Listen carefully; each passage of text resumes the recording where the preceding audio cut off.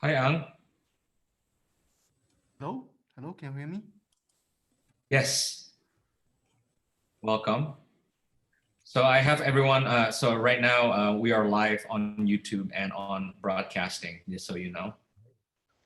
Good morning. Morning. Oh,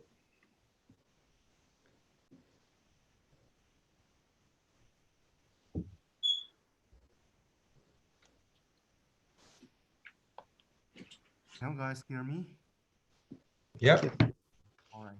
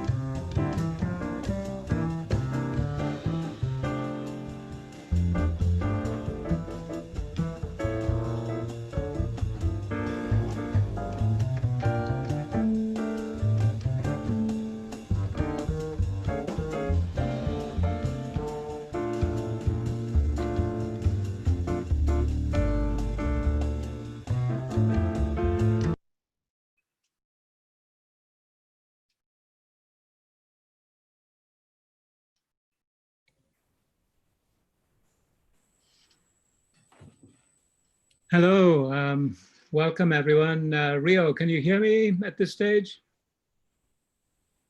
Yes, I can. Excellent, just make sure, sound check. All right, so welcome to now it is the 19th CCHF Virtual Symposium on Frontiers of CH Functionalization. And we've really got a very exciting lineup today.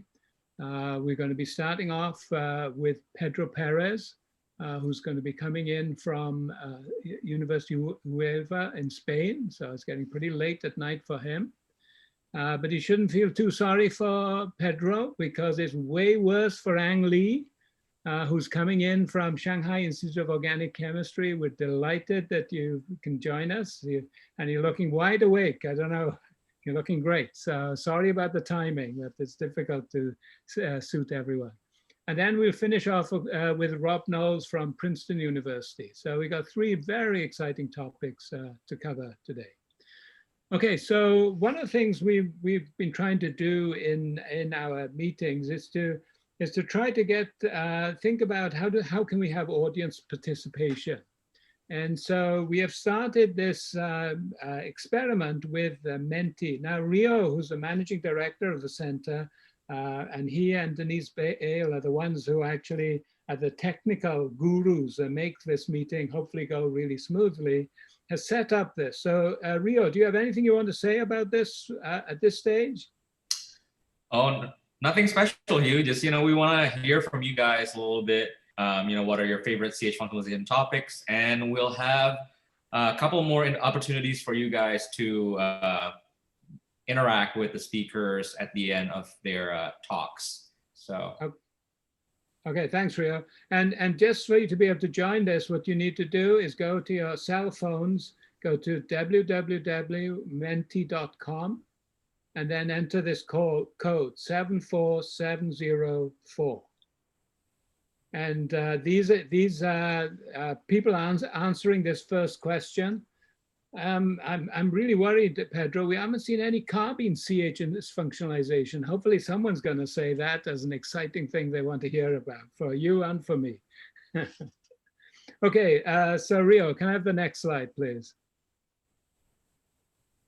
Okay, so one of the things, and this is for Ang Lee and Pedro Perez, of course, what we would like you to do is answer this next question, which is, which time zone are you attending from and what time it is it? And so let's see what we're going to hear.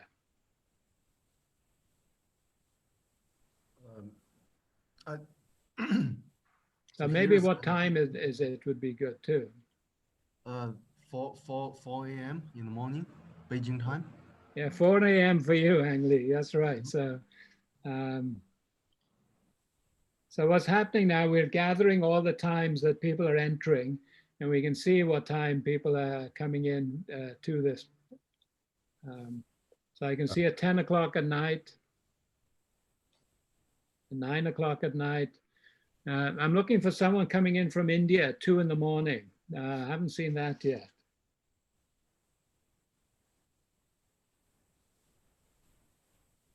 Okay, great, great.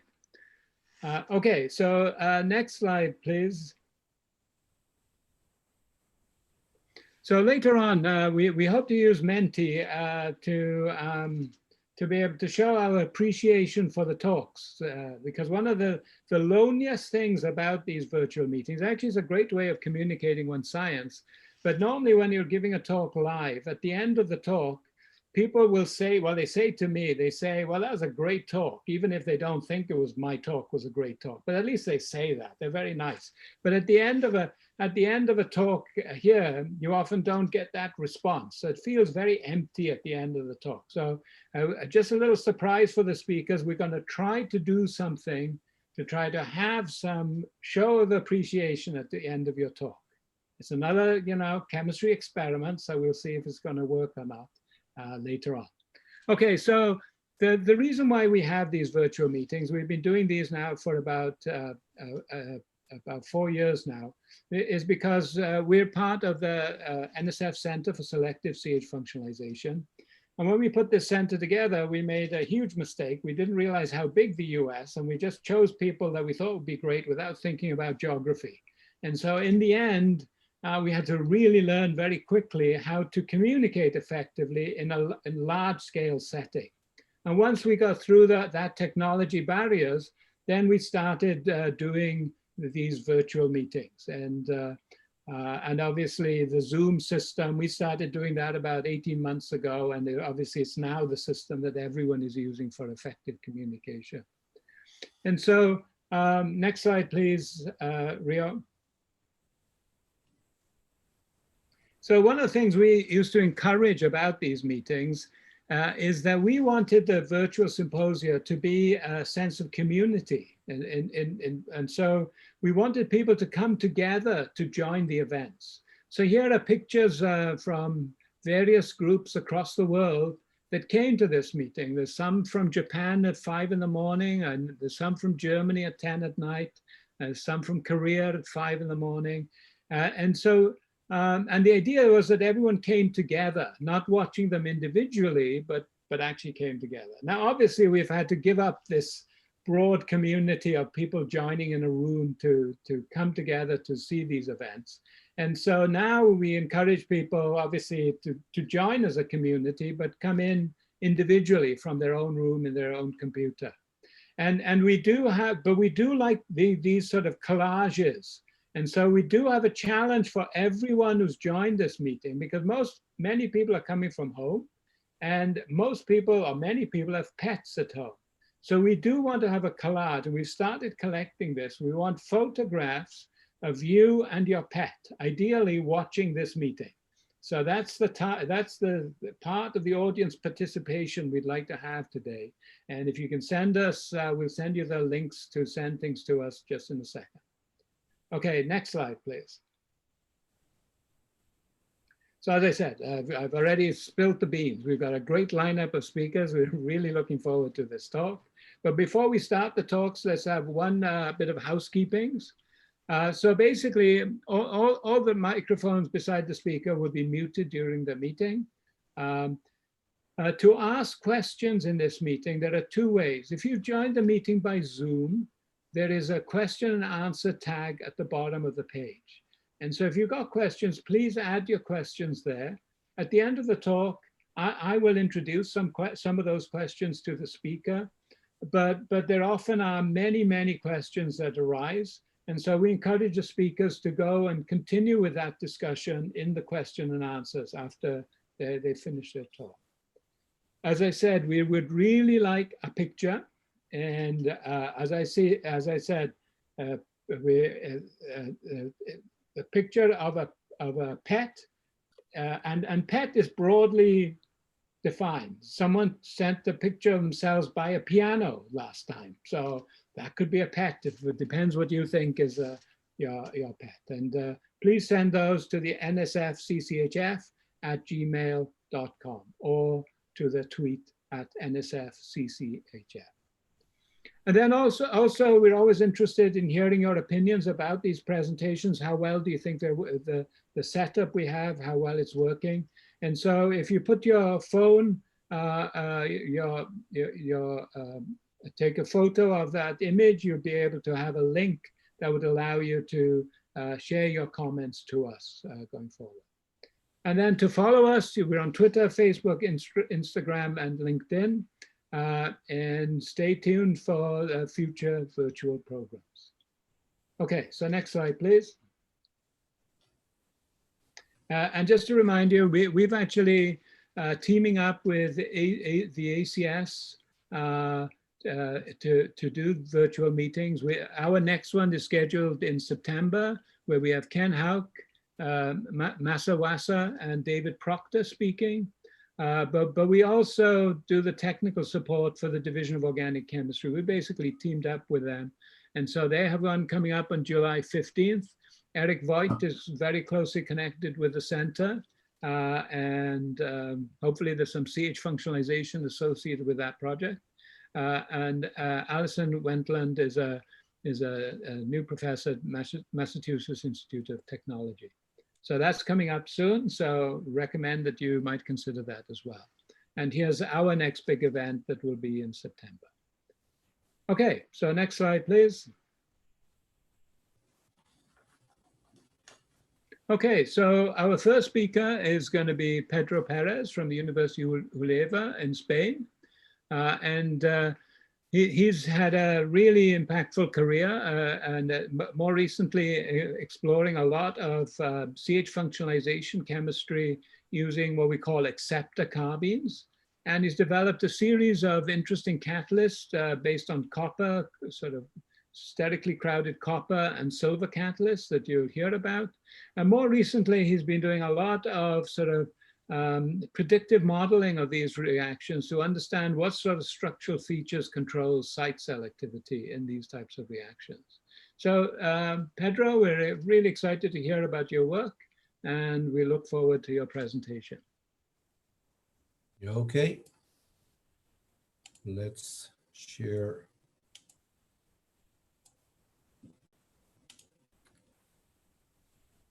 Okay, you have my screen on your screens? Yes, it looks great, Pedro. Okay. Okay, thank you very much, Hugh, for the presentation. And also thank you very much for this invitation that for me is really a bit special, as I will tell you all in a few minutes. So today, as you mentioned, I'm going to focus in some of the results we've been developing lately in our lab in the field of alkane functionalization by carbene transfer reaction from diazo compounds, particularly using alkane CH bonds and studying reactivity patterns and building up prediction models. So in our lab, we are focused in the development of homogeneous catalysts for functionalization of hydrocarbons, either unsaturated or arenes or alkanes. And we have mainly employed manganese or iron, grouped metals such as nickel and palladium, and also copper, silver, and gold. And these three group 11 metals are our favorites. And with them, we have employed these ligands you see here, tris-pyrazolyl borate, tris-pyrazolyl methane, tris-pyrazolyl amines, and nitrogen heterocyclic carbene ligands. So today I'm going to focus on the use of silver with tris-pyrazolyl borate ligands, and as I mentioned, in the development of a catalyst for a functionalization of alkanes by means of a metal-induced or metal-promote carbene transfer, such a way that we promote the insertion of a carbene moiety into the CH bond, leading to a new carbon-carbon bond.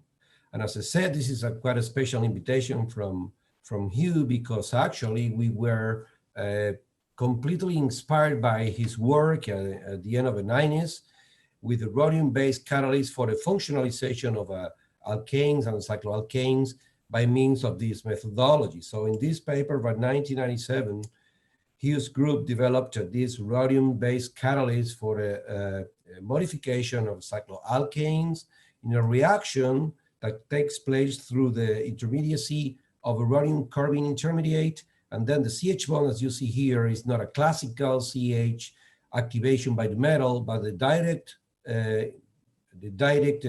interaction of a CH bond with a carbenic carbon atom. So we have these three center intermediate or transition states, sorry, and then from here, the new carbon-carbon and carbon-hydrogen bonds are formed. And shortly after that, he published also this very nice paper that it's been also an inspiration for us, as you will see later on, in which his group performed these competition experiments between cyclohexane as the reference and many other substrates, so building this scale of relative reactivity. So more or less 20 years ago, and based on these two contributions, we started to develop our catalyst based on, first of all, copper, then silver for this transformation.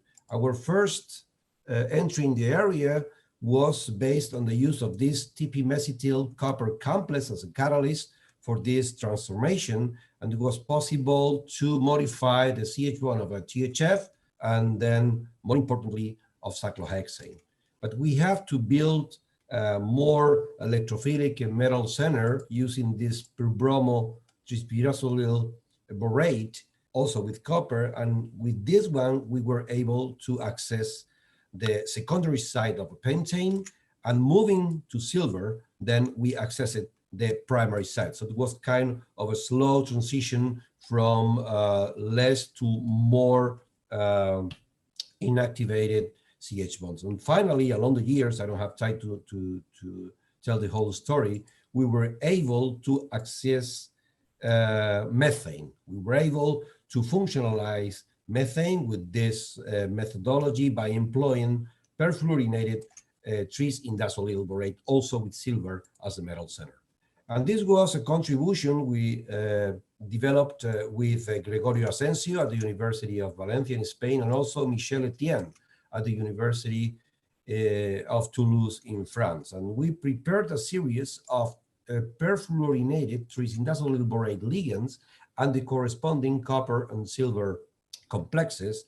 And particularly with the silver ones, the center was quite electrophilic. Here we have the X-ray structure of one of a member of a series, TPF21, silver, and here we have a CO. And if you take a look at the new CO, we have 2167 wave numbers, meaning that the metal center is quite electron poor.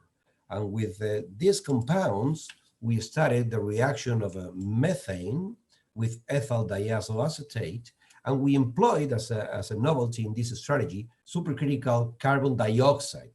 Because if we try to functionalize methane in the presence of any, let's say, conventional solvent having CH bonds or carbon halogen bonds, then the carbene is going to transfer onto the solvent and not onto methane. So the strategy that we employed was to use a highly inert solvent as supercritical CO2. And with this strategy, we were able to obtain some ethyl propionate in the, I would say, moderate yield, that it was the first time that methane could be functionalized by this carbene transfer reaction.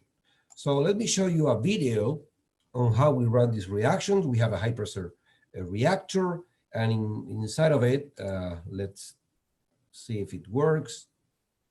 Yes, it's working. So inside the reactor, we place both the diazoacetate and the catalyst. Here we have both of them. The yellow thing is the diazoacetate. Here we have the catalyst in a solid state. And then we put it back on the reactor, and we fill the reactor with about 160 bars of methane. And after that, we pumped about 250 bars of carbon dioxide. Under those conditions and above 35 degrees, then CO2 becomes supercritic. So at the beginning, as you see here, there is only gas inside, but then when reaching the temperature, we observe the formation of a fluid that is supercritical CO2, and at just 3-4 minutes later, what we have is just a fluid. In here we have methane and CO2 and catalyst and ethyl diazoacetate. And then direct injection into a GC give us the corresponding reaction outcome. So how this reaction works? Well, this is a study made with in collaboration with Feliu Maceras at ICIQ in Tarragona. The reaction starts by the coordination of the THF from a metal center, interaction with the diazo compound, and then formation of a metallocarbene intermediate in just one step. From here, we have the interaction with the methane or any other CH1 in the reaction medium. And here we have this transition state. It was proposed by Hugh in 1997. And at the right, you see a cartoon that is based on Gaussian calculations, in which we see how the methane is approaching the carbon atom. First, there is an interaction between the CH and the carbon, then these three CCH interaction, and finally, the product is released.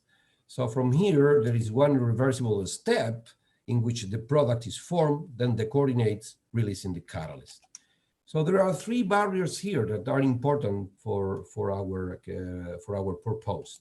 First one is the rate determining step, that is carbene information. So the reaction rate does not depend on the substrate. Second one is the interaction of the metallocarbene with the methane. And in here is where the selectivity is going to be decided when having more than one CH bond in the reaction mixture. And finally, we see here that we are obtaining the product under kinetic control. So once the product is formed, there is no reversion to the reactants or to the metallocarbene. So the ratio of product we obtain here serves to evaluate these barriers here. Okay, on this basis, and again inspired by Hugh's work, we decided to run competition experiments, but now using methane as the reference. And as you can imagine, it is relatively simple just to run reactions in those reactors, but now using mixtures of methane and propane. And at the end, what we obtain is a GC trace showing, for example, in this case, propane versus methane. We have a product coming from methane, the two products derived from propane, some methyl diacetate still unreacted, and some coupling products from the dimerization over to carbenes. And from this ratio of products and corrected with the number of hydrogen of each type in each molecule, we can obtain what we call the relative reactivity.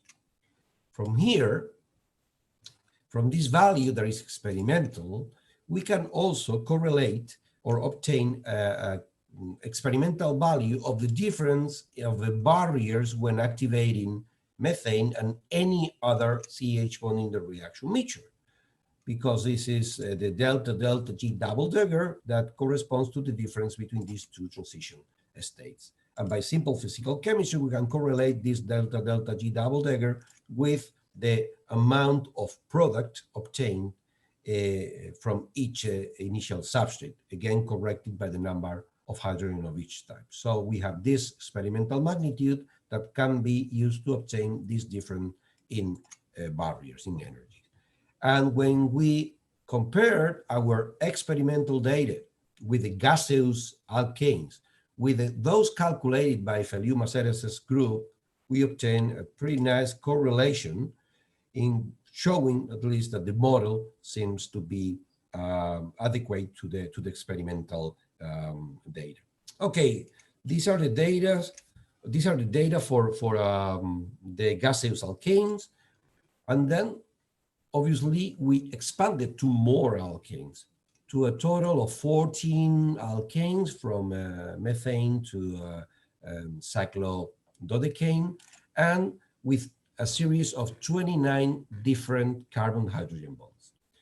The study was, again, very simple, in which we employed exact mixtures or exactly weighted amounts of two alkanes in the presence of 3 different silver catalysts with this bis-3-fluoromethyl bromide pyrazole that we developed in our lab, and these 2 others developed in collaboration with Michel Etienne.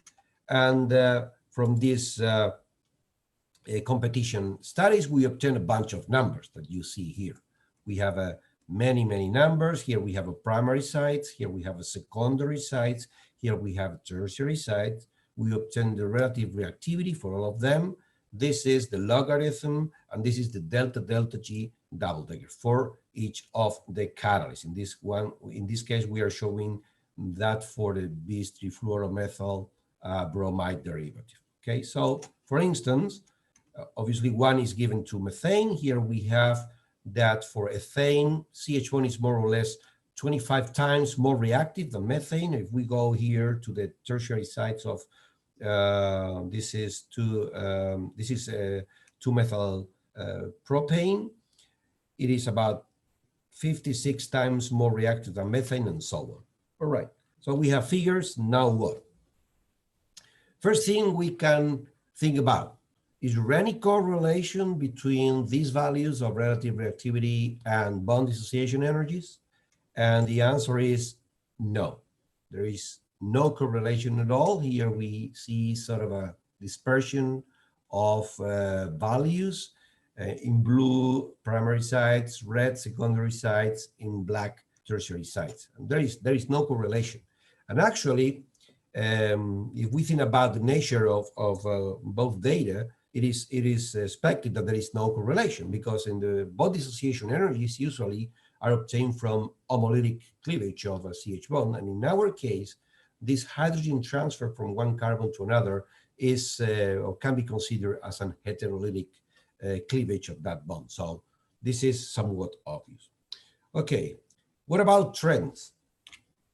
Here we have, for example, 2-methyl or 2,3-dimethyl butane. In 2,3-dimethyl butane, we see that the tertiary site is more reactive than primary sites. And this is what is expected, that we all learn in our undergraduate studies in organic chemistry, physical organic chemistry. We see this tertiary, secondary, primary, and methane trend. If we go to 2-methyl butane, where we have two different primary sites, we see that the tertiary is again more reactive than the secondary, and then the two primary sites. It is again what is expected, but this is not what we see, for example, when we have more hindered CH bonds. And this is the case of 2,4-dimethyl pentane, where now the primary site is the more reactive, then the tertiary, and then the secondary.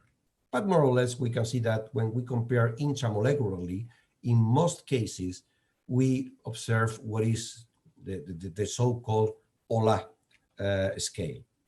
But when we put all data together, then what we obtain is far of being a trend. We see here for the 3 silver catalysts, here we have in blue our secondary sites, primary sites are in red, tertiary sites are in green, and we see that there isn't any trend. Well, we can say we have the secondary sites that are the more reactive at all, but there is no trend at all. And this is because when we compare this data with the classic studies by OLA, by protonation or addition of NO2 plus to the alkane, obviously our electrophiles here, these huge TP silver carbines, are completely different from those. So these are the experimental data we obtain in these studies with the methane as a reference, but obviously I'm sure that many of you are thinking, well, you are only using silver. What about other metals? We are used to see rhodium or copper for carbene transfer reaction. Have you studied it? Okay. Well, the answer is yes, we have studied them, but the problem is that we haven't been able to obtain any catalyst based on rhodium or copper that can activate methane. So, or not only methane, but ethane or any of those low reactive gaseous alkanes. So we had again to go to our inspiration and go to that initial Davis's scale based on cyclohexane, and we ran a second set of competition experiments, now with liquid alkanes. We forget about the gaseous, and using cyclohexane as the reference. So the idea is exactly the same, but we forget about the gaseous alkanes. And these are the metal carbene precursors we employed. Again, the 3 silver ones, one based in copper that is identical to one of a silver employed before, with the only difference of metal, and then this also well-known 2-fluoromethyl acetate deuterium complex. And this is what we see. We see that the 3 silver catalysts behave nearly identical one to each other, right? Then we have here in purple the rhodium that differs from silver for the primary sites. This is the primary region. These are secondary sites. Rhodium and silver is more or less the same. And then for tertiary sites, seems that rhodium is even more reactive than silver. And copper is now completely different. It is the reactivity is the lowest in all cases, all over, with just some outliers over here. So we see there is a difference in the reactivity, in the patterns when changing the metal. That is also expected because obviously the electron density of the metal is going to be different.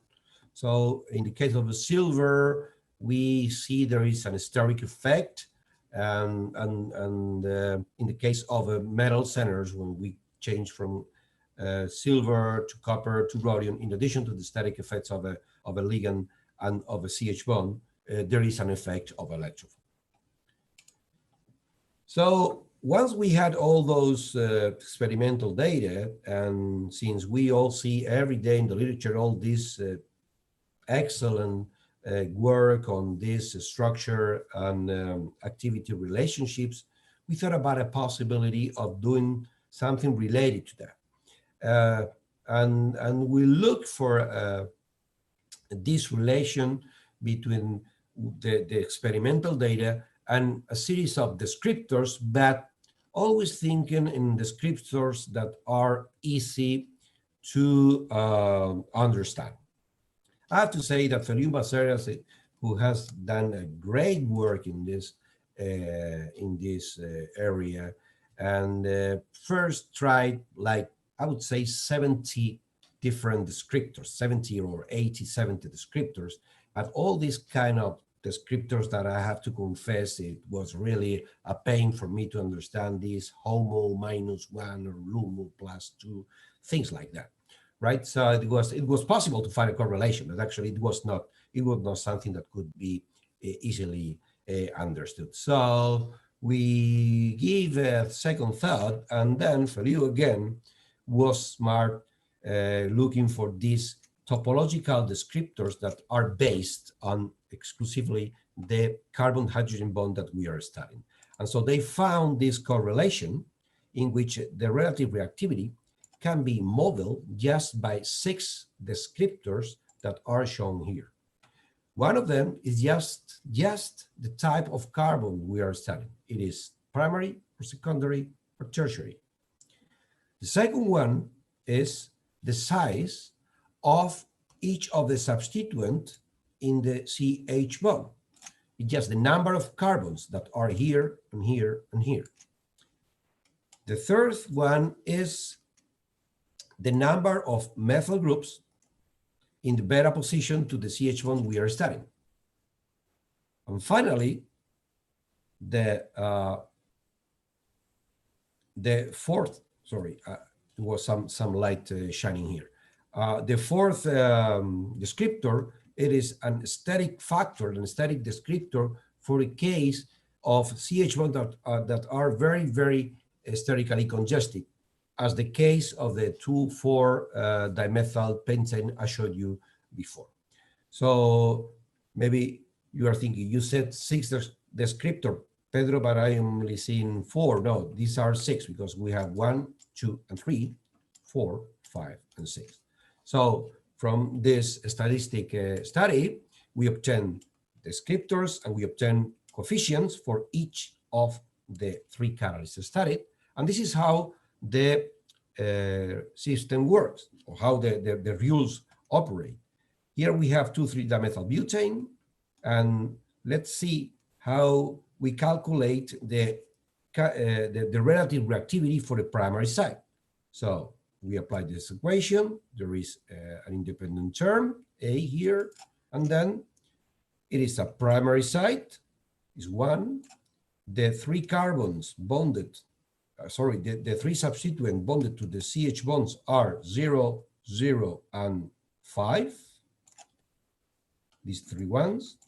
The number of methyl group in the beta position is just 1, because we are studying this one, so just 1. And this is not a special case for aesthetic factor. When we calculate the value, we obtain 130, and experimental is 128. In the case of a tertiary site, we have a 3 for a C-type. We are studying this CH bond. We have 1, 1, and 3 for the 3 descriptors of a size of a substituent. We have 2 methyl groups in the beta position, and it is not aesthetic. We have 141, 147. So, well, maybe you're thinking, well, that is the good one you obtain in the whole series. Well, we obtain a pretty good fitting between the experimental value in blue and the calculated value in red for 3 silver catalysts You see the shape is more or less the same in all cases, indicating that they are pretty similar electrophiles in behavior towards this carbene transfer and CH functionalization.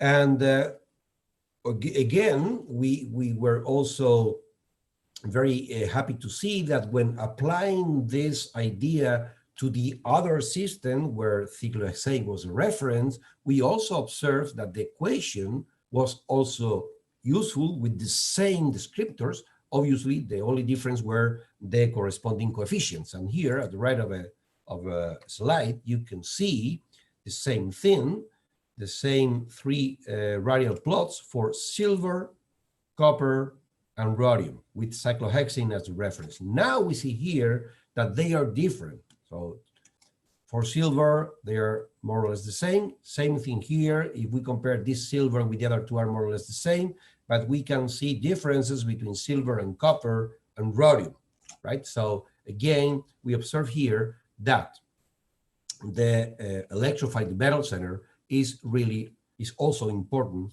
in this transfer as it is expected. So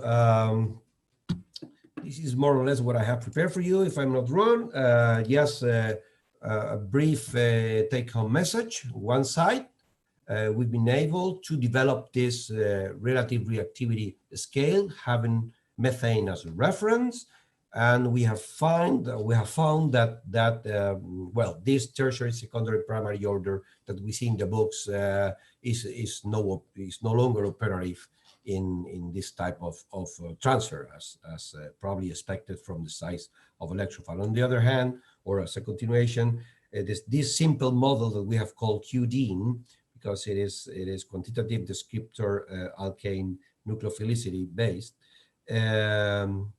This simple model is based in just simple, very simple topological descriptors of the alkane, although it also depends of the metal that we are using.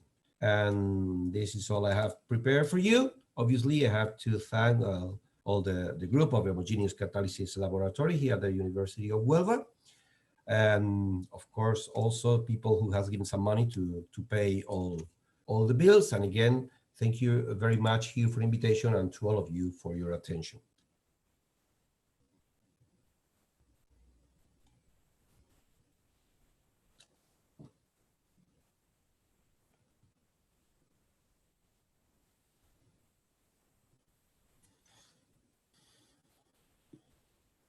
You, if you're speaking, I think you're muted. We have the opportunity of responding to this. Now, can you explain how we do this, Rio?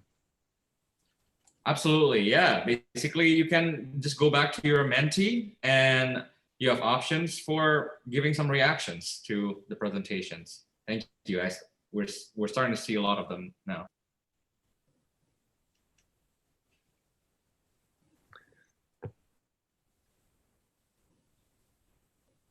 Okay, so this is our way of doing a round of applause, Pedro. I can do the round of applause, but this is the round of applause from the audience.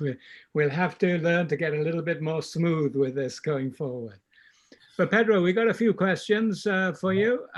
So we got a question from Jason Bates, who asks, instead of the BDE, can the hydrogen atom abstraction energy be more accurately correlated with the relative rates instead of the bond dissociation energy? We haven't tried that. Maybe it's a good idea, but we haven't tried that. So it's a good idea. Yeah. Okay. Yeah. And as I said, if anyone's got any questions, please add them to the questions and answers. The discussion can go as long as there's questions there to be available. This is a question from Nicholas Chiappini, who really enjoyed the talk and is asking you, has your group looked at the correlations predictions of reactivity with modulation of the diazo rather than the catalyst or target CH bond? Yeah, this is something that we are now developing, and we are not observing with these monosubstituted diazo compounds. We are not seeing much difference. And the thing is that when we use, for example, all these as donor acceptor, such as phenyl carboxylate substituents, then what we see is that in our system, the reactivity goes down extremely. So our TP silver or TP copper system is very good for ethyl diazoacetate. If we use, I don't know, ethyl propionate, things like that, it's fine, but we don't see any change. When we go to a phenyl, then the reaction is, the catalyst is not that reactive. And then the yields are so low that we cannot compare that. But we are still developing this system. Yes, I would agree with you. You know, that the difference between the acceptor carbines and the donor acceptor carbines is gigantic. They look sort of same, but they actually have very different species. What about changing the size? Because sterics is such an important feature for you. What about changing the size of the ester? How well has that been for you? Yeah, that is one thing we have also studied using. The first one obviously is eterbutyl, and then putting there this menthol, and although we don't see any EE, but we haven't seen much difference at all by now, because the orientation of the carboxylate points away. The COO is pointing away that substituent, and at the very end, where the interaction of a CH bond with a carbon atom takes place is not much affected by the substituent we have in the carboxylate. So we have done, and we are doing yet things like that. But to be honest, at this stage, we have not seen or found yet a diazo that provides something that we can say, hey, we are now modulating reactivity with the diazo. Right. And what about the respective gold complexes? This is a question from Doris Kuntz. Are they active? Doris. Hey, Doris, how are you? Fine. Okay. With TP, there is no way to obtain stable gold complexes, because we all know gold 1 prefers linear coordination, right? So you can find in the literature a couple of examples of TP gold complexes, TP gold 1. One was reported by Rosica Diaz, the other one by Claudio Pettinari. But they are not stable enough to do catalysis, to be used as catalyst. So we cannot obtain, actually we tried, but you can, the compounds are reported, but there is no, they do not survive catalytic conditions. Actually, if you have their X-ray structure, you see how instead of having the 3 TPs, the 3 pyrosyls bonded, then you have one that is stronger and the other 2 are pointing far, because at the end, gold prefers just 2 ligands. So no gold with TP, but with nitrogen heterocyclic carbon ligands, we develop a quite active gold catalyst for this transformation. That's great. And as I said, one of the hard things about these talks, you don't usually get that great feedback, okay? But I want to give you a great feedback from one person. His name's Adrian, and he says, very much enjoyed the presentation, even though I'm just an undergraduate. And I do think that's a great reflection of the talk. It was a very nice talk, and it was a very clear talk too. So congratulations. Thank you, Adrian. And now there's still questions in the chat. So if you could go into the chat and get involved in answering those. And if anyone's got further questions for Pedro, I'm sure he'd be willing to answer it again. And so as we typically finish a talk, I don't know whether we can do this again, Rio, but let's show our appreciation through Menti to Pedro. Thank you, Pedro. Thank you, Hugh. It's been a pleasure. Okay. So our next speaker is definitely the hero of this meeting, because Ang Lee came in, and he came in half an hour early. And I do believe half an hour early for him meant that he joined the meeting at 3:30 in the morning, which is truly impressive. So, and we are about to have a real delight of a talk, because I had the fortune of meeting Ang Lee when I was visiting China, and the breadth of the total synthesis work he does is absolutely fantastic. And so he covers all chemistry, but now and then he throws in some wonderful CH functionalization examples, and hopefully we might see some of those in today's talk. So just to tell you a little bit about Ang Lee. So he did his BS degree at Peking University, and then and I didn't realize this, but it makes perfect sense. He then went to do his PhD with Professor Casey Nicolau at Scripps. And obviously, through those two experiences, developed his love for total synthesis. He then began at Shanghai Institute of Organic Chemistry, which all of us know is a fantastic place to do research in organic chemistry in China. It's really the top place. And there he started in 2009, 2010, I believe, and has developed a fantastic reputation, and it's going to be a delight to hear your talk. So title is going to be Natural Product Synthesis Using CH Functionalization. So welcome, and thank you for joining us at such a antisocial time as far as you were concerned. Thank you so much, Hugh, for this very warm introduction. And I would also like to thank you for this invitation, and Rio for all the help. Today I'm going to share with you some examples of natural product synthesis using CH functionalization. We don't develop too much new chemistry in this area, but we really try to use these powerful tools to streamline complex molecule synthesis. So the story actually started from making aromatic compounds. So the conventional strategy, as almost all the undergraduates knows, is a so-called modification strategy. So you start from a suitable aromatic starting material, and you probably try to use different type of chemistry to put substitution groups on it. For example, you can do halogenation, put a bromine on it, and do cross-coupling. And of course, you can use very old-fashioned Friedel-Crafts chemistry, and in many cases work very well. But in these cases, you have to consider about the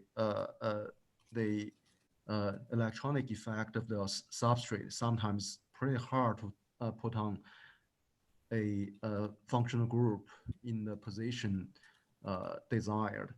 So then we think about an alternative strategy. Actually, many people use this before, but we found actually we can systematically use this strategy, so-called construction strategy, to make multiple substitute arenes. For example, benzene with 4, 5, or even 6 substitutions on it. So we can build a triene precursor as shown here, and we install all the substituent group, and also put all the stereogenic center around this triene system, and then run the 6-pi electrocyclization, either promoted by light or just by heat. And we form this 6-member ring, and we don't really care about the stereochemistry, and we can oxidize that into a aromatic compound. So basically, these two strategies are both very powerful and sometimes could be complementary. Okay, so I will start from the second strategy. So shown here is a natural product called diphenylene. This molecule contains a tetrasubstitute benzene. As you can see here, the stereogenic center and also the substitution pattern around this aromatic ring is quite complex. So we think maybe we can start from a triene like this, and hopefully we can form a CC bond here. So that's the very basic idea. So the chemistry is like this. So we first prepare a trans-triene system through a Suzuki coupling. We get this intermediate and we enrich this compound with light. I summarize this double bond from the trans geometry to the cis geometry. Also in one part, the light also induce the 6-pi electrocyclization to give us compound 11 with this congested 6 membrane in here. And after that, we can treat this compound in the presence of DBU and oxygen. Presumably, DBU can deprotonate this position to form an enolate, and that species could be oxidized by oxygen to form the corresponding peroxide and then undergo elimination to give us this aromatic compound. So basically, this chemistry has nothing to do with CH functionalization, but shows the alternative way for us to make a tetrasubstitute arene. And after that, I just briefly show how to finish up this synthesis. So Sagusa Ito oxidation gave us this enone species, and radical cyclization gave us this 7 membrane adhere. And after hydrogenation, decarboxylation, we get this advanced intermediate with this amide and ketone here, and reduction gave us this net product.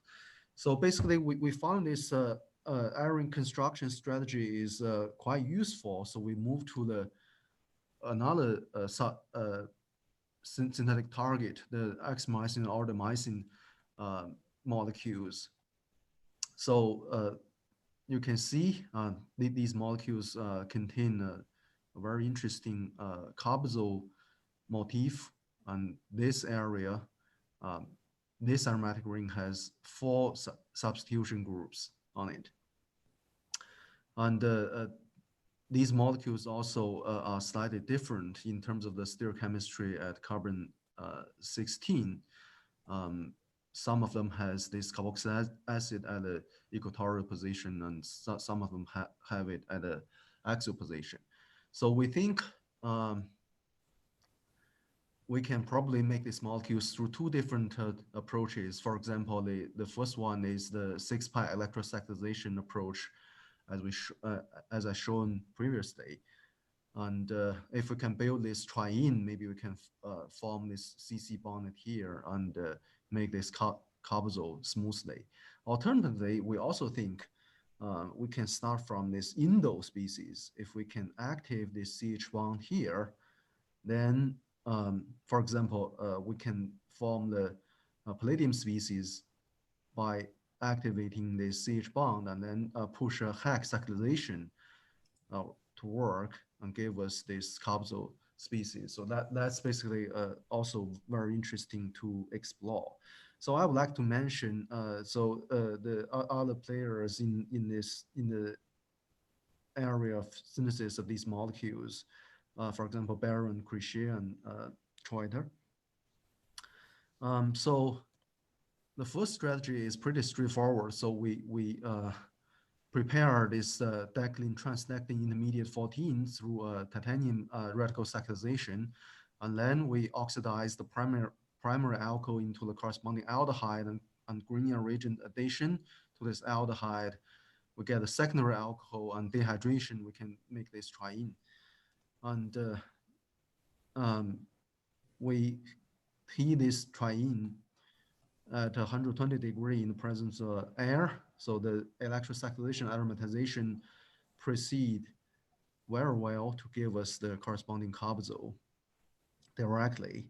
And you can see the cell group is automatically deprotected under these conditions.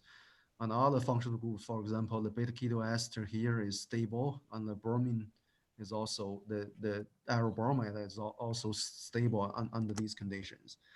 So then we move to the second strategy, which is related to CH functionalization. Actually, there are a lot of reports, very elegant studies in the literature, and many players' name are shown here. I must have missed some names in this area because so many people did a very nice contribution here.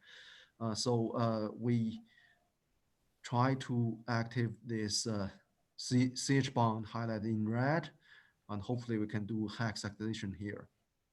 So particularly, I would like to mention my senior colleague, Professor Xian Lu. In 2006, he reported a very nice method study to use fairly simple Indo with the olefin substituents and make the carbazole in one pot. So we borrow his conditions here. You can see palladium-2 and benzoquinone. In one pot, we can convert this Indo species into the corresponding carbazole. Of course, the preparation of this Indo precursor is also from the titanium chemistry. So we first get this epoxide and we open it up and to form a radical here. And this radical will attack this tri-substitute olefin and then further attack this the other olefin to give us this transdectin system. All right, so this study basically shows the power of Indo's CH functionalization. So you don't have to prepare the triene, and you just take advantage of the reactivity of this Indo C2 C2H bond. So of course we can use this intermediate to push further to do the CN bond formation to make this dimer dioxamycin C, and also we use this intermediate, another intermediate to further functionalize to make this compound artemisinin B. And interestingly, here we use another CH functionalization, which is methyl CH oxidation. So this chemistry is from Manny Sanford. We first convert this ketone into the corresponding oxime, and then palladium-2 iodine-3 region can oxidize this methyl selectively to give us this acetate. And I would like to mention this the advantage of this oxime chemistry. Although this ketone is quite hindered, but the oxime formation is still very efficient, and the oxime substrate is quite stable under these conditions. And of course, to remove the oxime is sometimes could be a challenge. Here we use strong acid in the presence of acetone to remove the hydroxyamine, and then reduce the ketone into the corresponding secondary alcohol, hydrolyze and they protect these protecting groups give this net product. So in the synthesis of this molecule, we use the two CH functionalization chemistry. Also for this Sanford chemistry, I'll show another more complex molecule synthesis in the end of this talk. Okay, so I would like to continue my talk with this second example of endoterpenoid synthesis. So this class of molecule is probably is quite familiar to many people. The Tabindo family is many synthetic chemists did very nice studies as shown here. And also we become interested in these molecules because very nice biosynthetic proposal by Richard Moore, the chemist who isolate these net products. So the idea is like this. So chlorine plus could active this electron-rich olefin, and then this vinyl Indo species could attack this this position to form CC bond here intermolecularly, and at the same time it end up with carbocation species at the benzylic position of this Indo, and we are very interested in the reactivity of this intermediate. Potentially, it can be. So you can view this intermediate as this conjugate imine, and potentially it can undergo a Prince type of microaddition to form the six-member ring and generate a tertiary carbocation species at here. And if this proton eliminate to form this double bond, you get this basic skeleton of happy indels. And of course, you can imagine a Friedel-Crafts reaction between this carbocation species and this indole C2 position. Then you will end up with the Fischer indole scaffold. And if you have some, or nature have some method to control the positional selectivity to do the Friedel-Crafts reaction at the indole C4 position, then you will generate this type of a happy indole skeleton. And also, if you are familiar with a more complex molecule, a class of more complex molecule called ambiguins, then it's just contain a substitution at the indole C2 position, normally a reverse perennial group. So basically, we are very interested in this Prince type of Michael addition, and we think about probably we can do a formal CH oxidation Prince activation. So we can prepare a linear precursor like this, and if we can oxidize this indole benzylic position, although it's not a real CH functionalization, but we can formally functionalize this position and form this ring. Also generate these two stereogenic centers in one pot.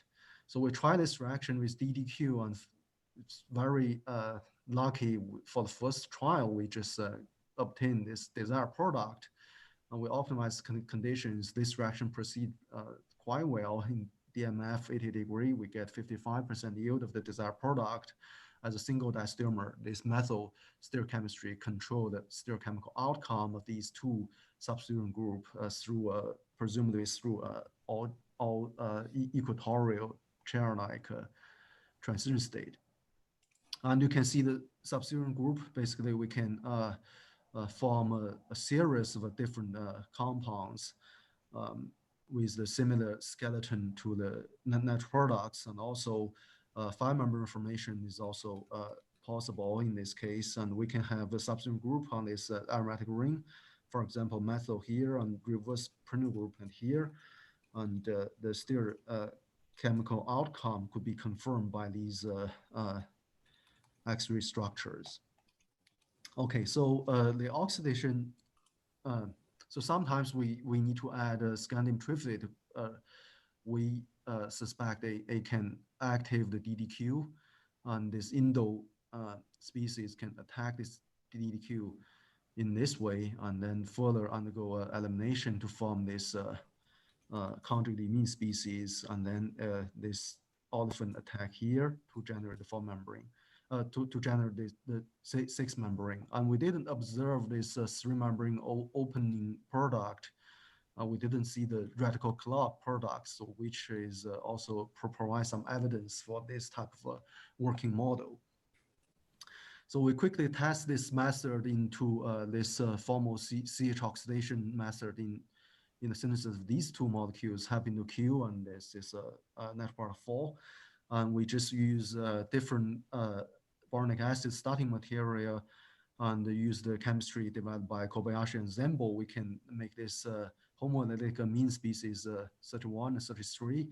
And these basically just a pair of diastereomers, and we can convert these compounds into the corresponding substrate and then do the one-pot oxidation sectorization to get these two net products directly. We can also change the sectorization conditions a little bit. For example, we can swap the solvent from DMF to DCE, and in the DMF conditions, we'll end up with this olefin substrate. So the carbonic ion just undergo proton elimination. But in here, when we use DCE, we can push further to have this Friedel-Crafts reaction work to form another 5-membrane here, and also excessive amount of DDQ will oxidize this position, the benzylic position, to form a double bond here. So from this linear precursor, we can just do one-pot oxidative cyclization, Friedel-Crafts, and then full oxidation to give this compound 7 in one pot. And also, we also see a quite interesting structure from this family. This is the original proposed structure. If you look at this structure more carefully, so first it's quite interesting because it has a carbazole, which is kind of relevant to the our previous study. But here, if you look at more carefully, the position of this methyl looks quite weird. Normally, the Habindo family will have this isopropene group. So the methyl should locate it at this position, but not here. So we can't really imagine this methyl can automatically walk from here to here without a particular reason. So we think it could be a misassignment of the net product structure. So we guess the real structure, it's just a guess at that time, we guess it could be like this.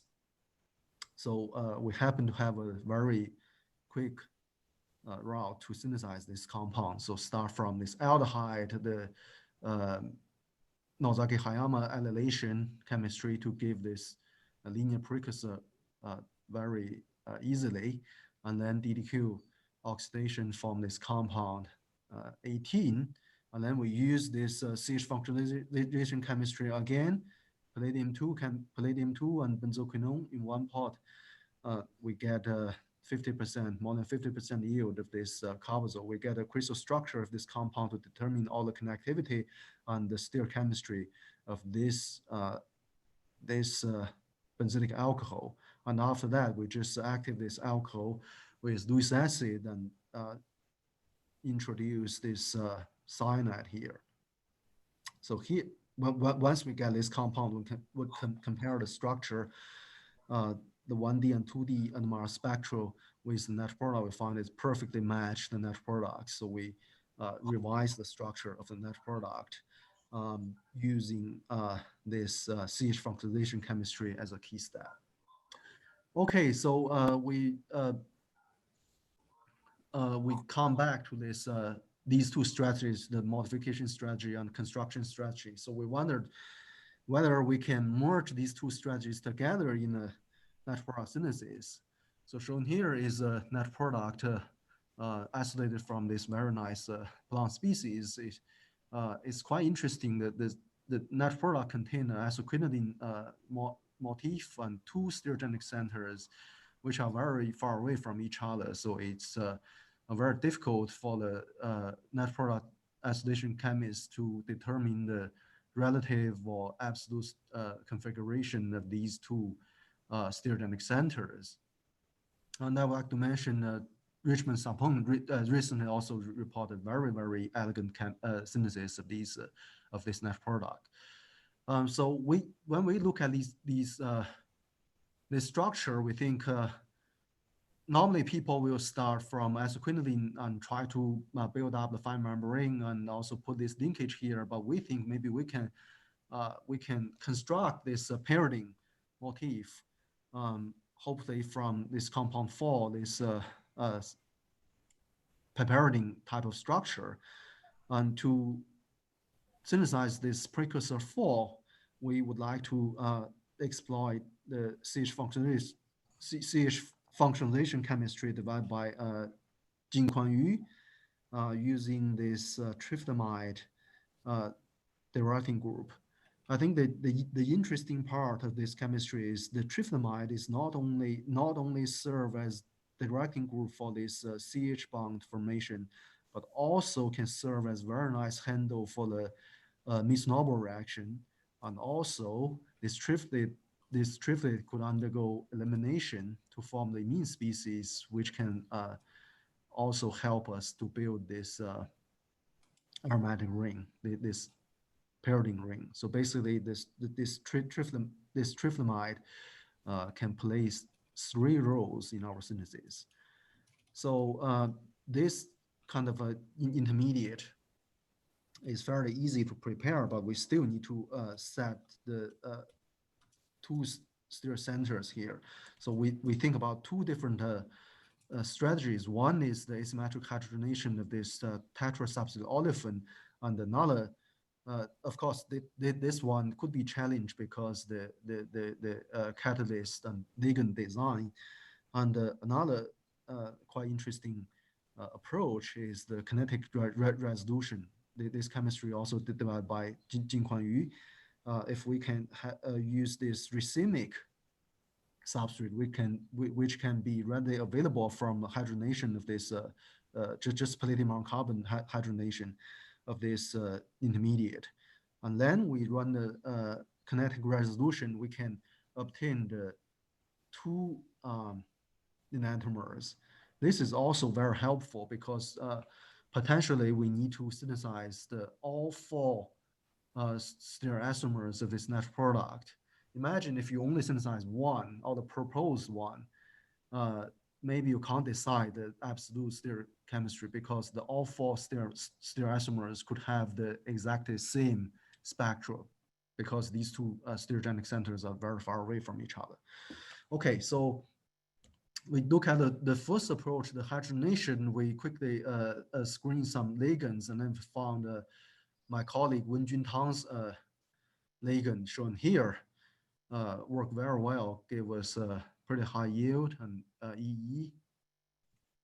And we quickly explored the scope of this chemistry. We found the non-functionalized tetrasubstrate olefin or the ester alcohol containing substrate also all perform quite well under these conditions, and sulfonamide also tolerate can be tolerated under these conditions. Okay, so we use the real system and it worked quite well. 98% yield and 91% EE. We do a recrystallization of the product, and we can get over 99% EE.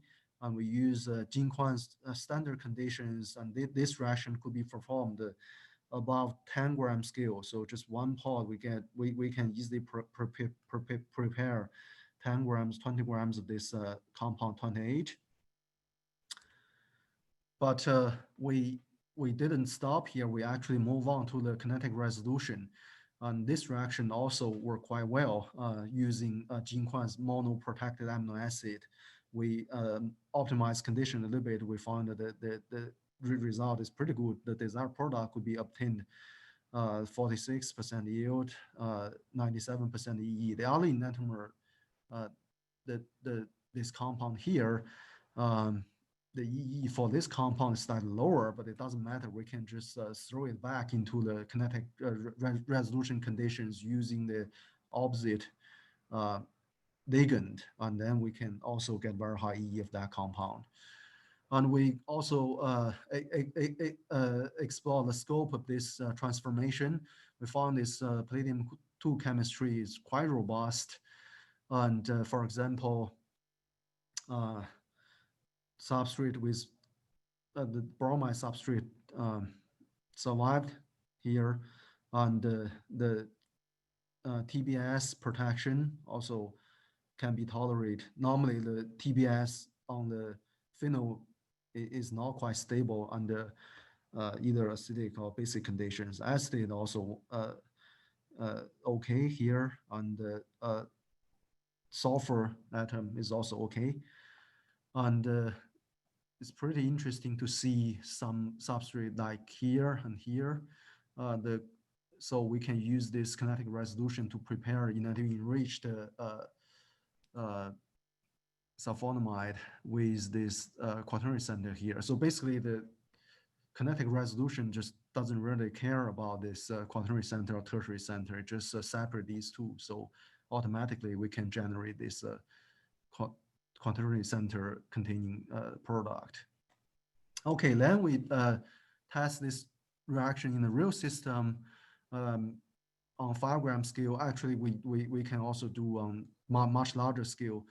This reaction proceed very well to give us the desired compound, and this, as I mentioned, the opposite starting material can be subjected into the exactly same conditions, but use the opposite ligand, so we can obtain both compounds in nice EE. Okay, then with plenty of this compound in hand, we push forward, cleave this bond and make the alkyl Miss-Noble reaction work very well here. And we treat this compound with strong base. Presumably, we first generate a negative charge here, and that species undergo beta elimination to remove the trifluoride, and further oxidation at this position give us this compound in the end. And we quickly prepare this triplet, and the other fragment is prepared from this net product, and we put these two together to make the net product. We synthesize the 4 stereoisomers of this compound, and as we expected, the mass spectra exactly the same. So we can't really differentiate these 4 compounds, but fortunately, we have the 4 compounds in hand. We just make them together in a 1:1:1:1 ratio and separate the mixture from HPLC. And this is the authentic sample.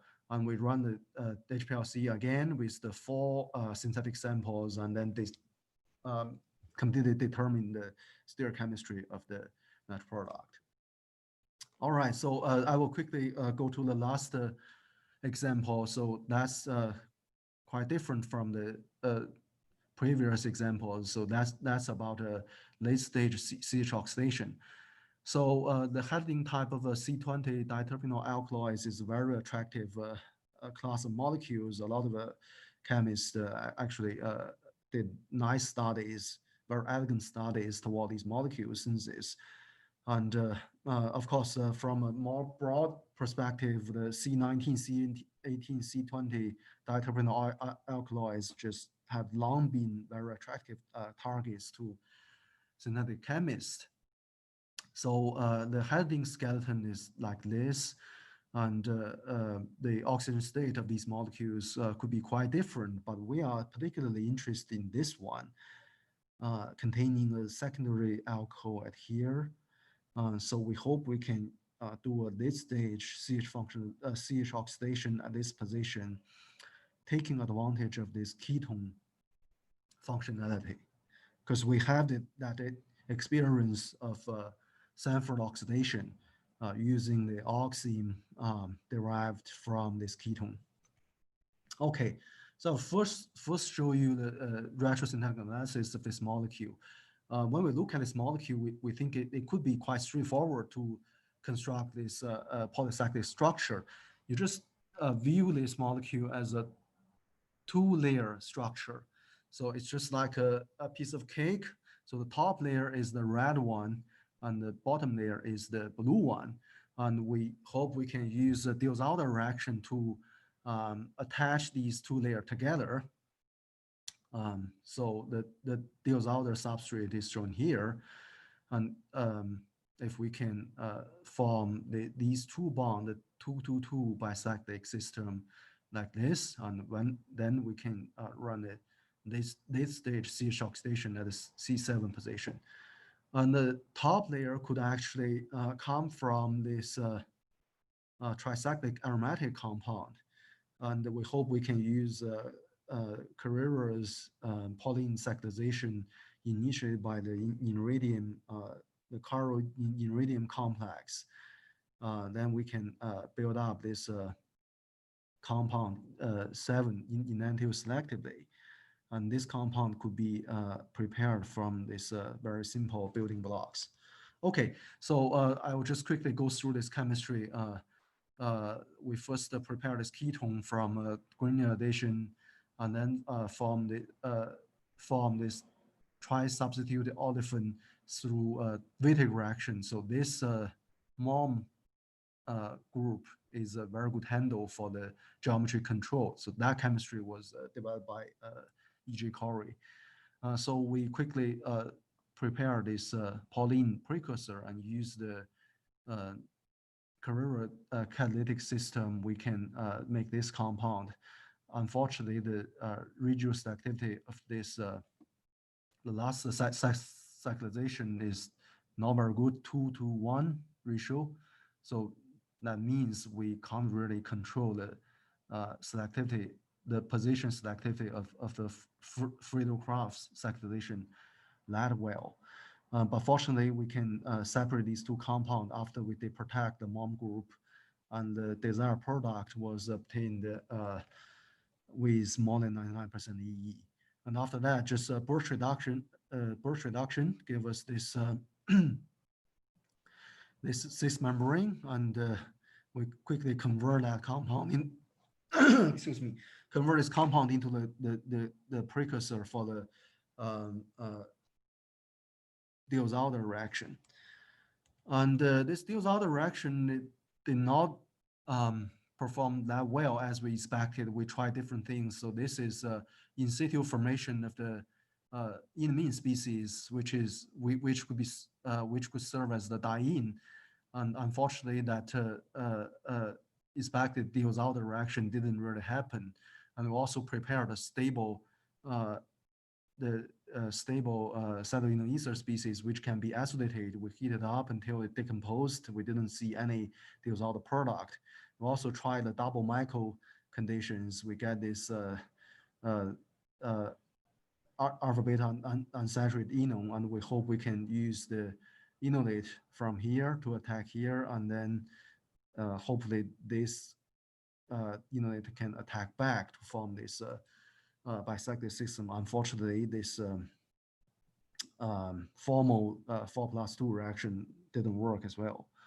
Interestingly, when we treat this compound with base, we found this compound automatically undergo ionic Diels-Alder cyclization at 0 degree to give us this desired compound. And I would like to mention the dienophile here is not active by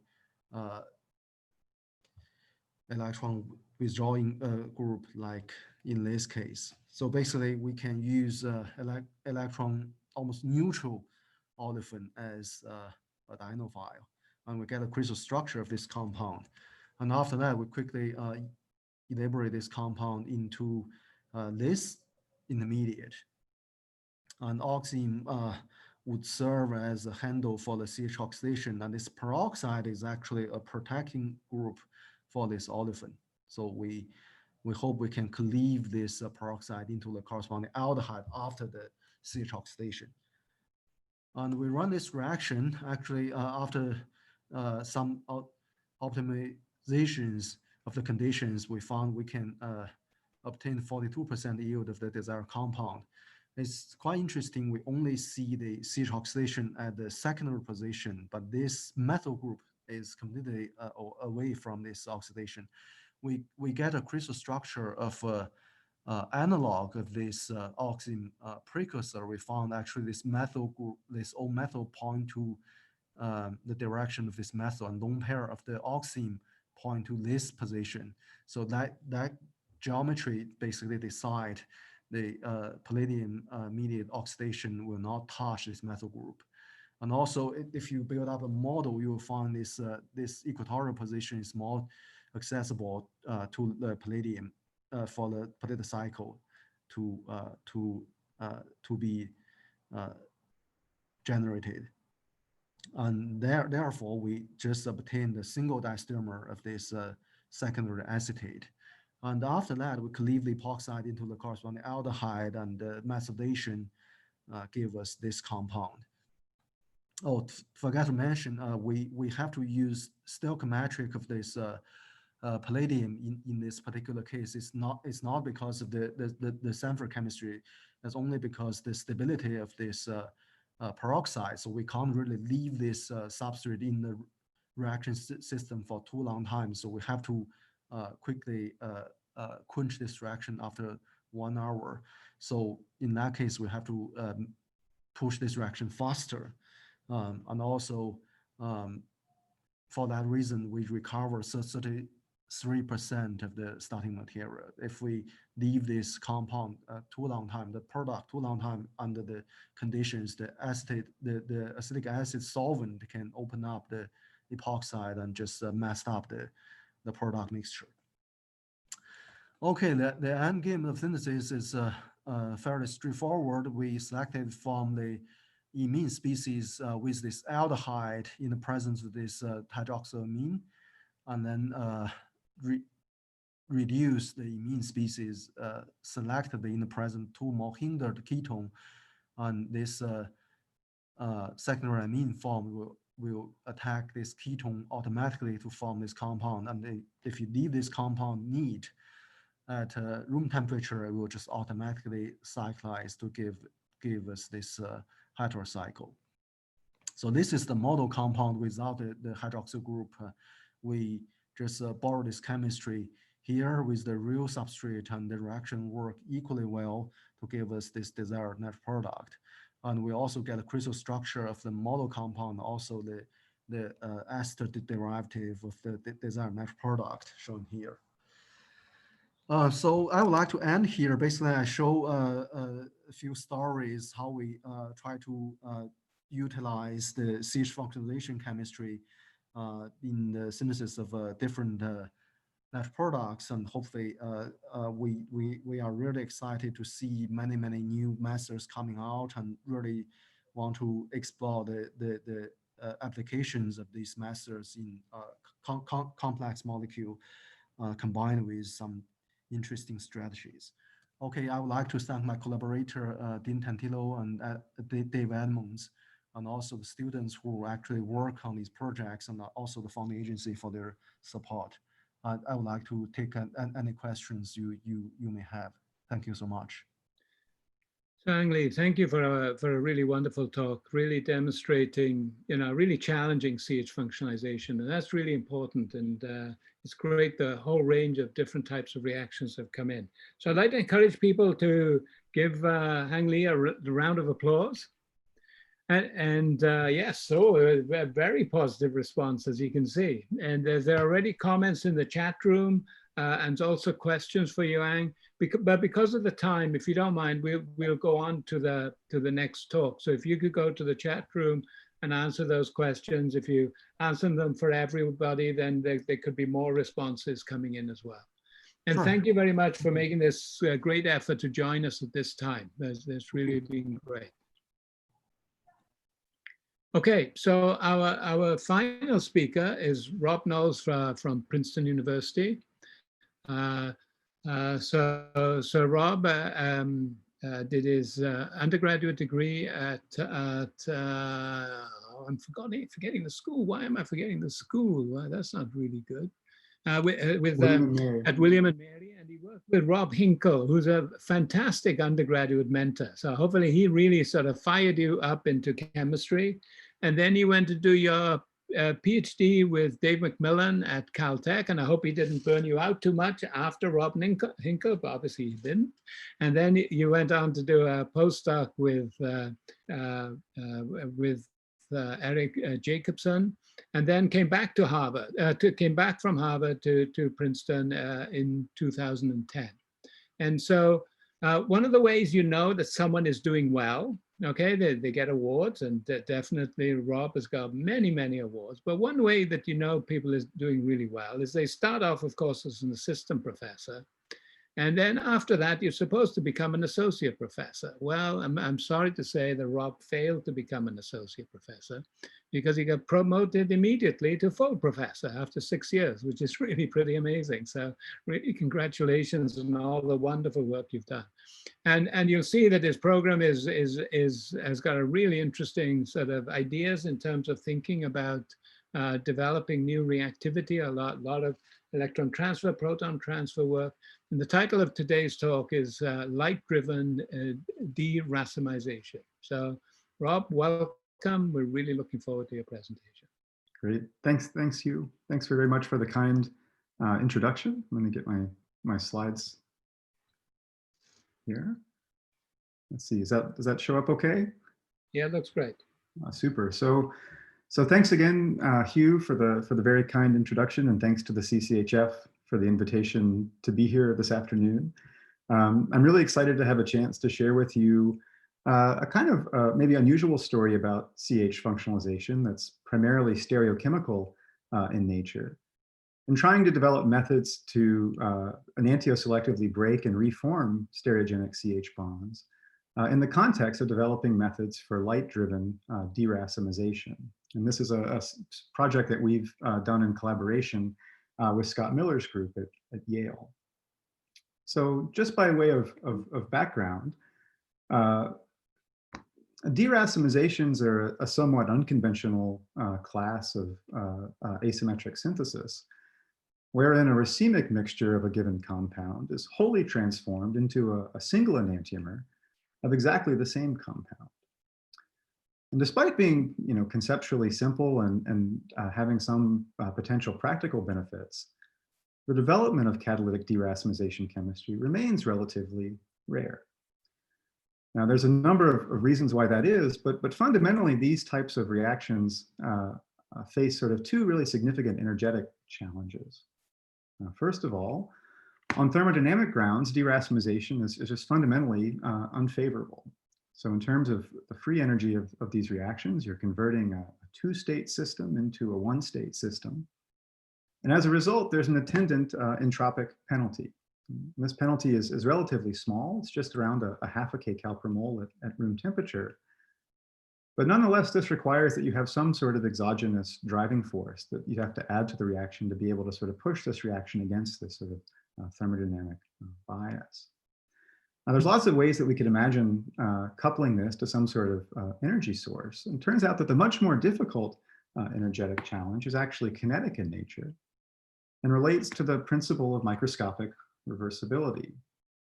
So since enantiomers are equal in energy by definition with respect to on a potential energy surface, any series of elementary steps that are able to interconvert between, say, R and S enantiomers are going to be equally accessible in both the forward and the reverse directions. And so as a result, the system is able to access all the states along the potential surface, which is the condition for being at equilibrium, which in this case turns out to be racemate. So in order to overcome these microscopic reversibility constraints, what we really need to be able to do is to sort of introduce an energetic bias. We need to sort of tilt this energetic landscape such that all of the elementary steps that sort of convert the two enantiomers are all favorable and all proceed in sort of thermodynamically downhill in irreversible fashion. But if you really think about that, if you imagine that these steps are all going to be favorable, what that implies chemically is that the steps that create and destroy stereochemistry, those specific elementary steps, have to be mechanistically distinct. Now, this is a subtle point, but I think a really important one. And this is, I think, a very, very significant challenge associated with designing deracemization chemistries, is you have to be able to break and reform stereogenic CH bonds in the same catalytic cycle, but do so through two distinct mechanistic events. And so the ways that people have traditionally tried to address this challenge is by using combinations of chemically compatible oxidants and reductants that can function together in the same reaction vessel to provide the thermodynamic driving force, but which together create and destroy some sort of common achiral intermediate. So just to give you some examples of some of these types of methods, many of them are biocatalytic in nature, and one of the real pioneers in this area was Nick Turner and his group at Manchester. And I show you here just an example of an amine deracemization from the early 2000s, where the Turner group was able to evolve an amine oxidase, which can aerobically oxidize just one enantiomer of a racemic amine substrate to the corresponding imine, and leaving behind the slower reacting enantiomer, which builds up and optically enriches in solution. Now, these reactions can be conducted in the presence of these amine-borane reductants, which can non-selectively reduce the imine that's formed to regenerate a racemic mixture of amine, which can then be processed through the cycle iteratively. And ultimately, repeating this many times, you're able to generate a reasonably good material throughput and very, very high optical purity of these deracemized amine products. So, as I mentioned, most of the work in this area has been biocatalytic in nature. In terms of small molecule asymmetric catalysis, the number of deracemization methods that have been developed is quite a bit smaller. In fact, they're really just a handful. And I show you one of my particular favorites from Dean Toss' group in 2013, where they're able to deracemize these indolene derivatives, again, using combinations of oxidants and reductants in the same reaction vessel. But in this case, these two hydride acceptors, this oxoammonium and Honchester, are not chemically compatible. And they actually have to be sort of partitioned into separate phases. And this is a triphasic mixture of aqueous, organic, and solid phase. And then use phase transfer catalysts to be able to ferry reagents and starting materials between the different phases to drive the deracemization process. So a really, really creative and sort of unique solution to this particular challenge in reaction design. But I think in thinking prospectively about sort of developing these methods more broadly, this approach to chemically driven deracemization presents some sort of obvious types of challenges. So fundamentally, deracemizations are redox neutral processes. But in this case, we're requiring sort of multiple equivalents of multiple stoichiometric reagents to be able to drive these reactions forward. Moreover, this sort of challenge associated with chemical compatibility also can be challenging to meet and present some challenges associated with generalizing these types of methods.